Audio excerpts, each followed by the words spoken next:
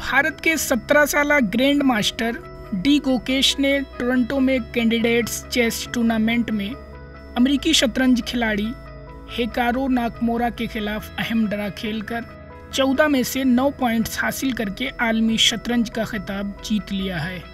गोकेश ने गिरी कास्पारोव का 40 साल पुराने रिकॉर्ड तोड़कर वर्ल्ड चैंपियनशिप का खिताब जीता है। इसके साथ ही वो कैंडिडेट्स शतरंज टूर्नामेंट जीतने वाले सबसे कम उम्र खिलाड़ी भी बन गए।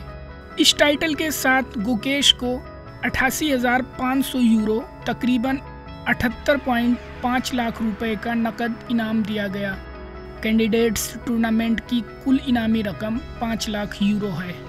गुकेश इस बावकार टूर्नामेंट को जीतने वाले दूसरे भारतीय हैं।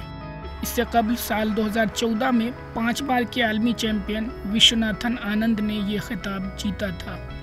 गुकेश की इस तारीखी कामयाबी पर हर कोई उन्हें मुबारकबाद दे रहा है। विश्वनाथन आनंद ने एक्स पर लिखा कि गुकेश को सबसे कम उम्र चैलेंजर बनने पर मुबारकबाद। वाका चेस फैमिली को आप पर बहुत फ़ख्र है जो आपने किया है।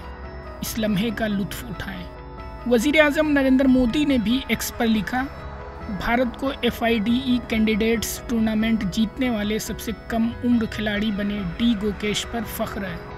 PM ने गोकेश की एक तस्वीर पोस्ट करते हुए मज़ीद लिखा कि टोरंटो में मुनाकिदा टूर्नामेंट में गोकेश की शानदार कामयाबी उनकी गैर मामूली सलाहियतों और लगन का मज़हर है।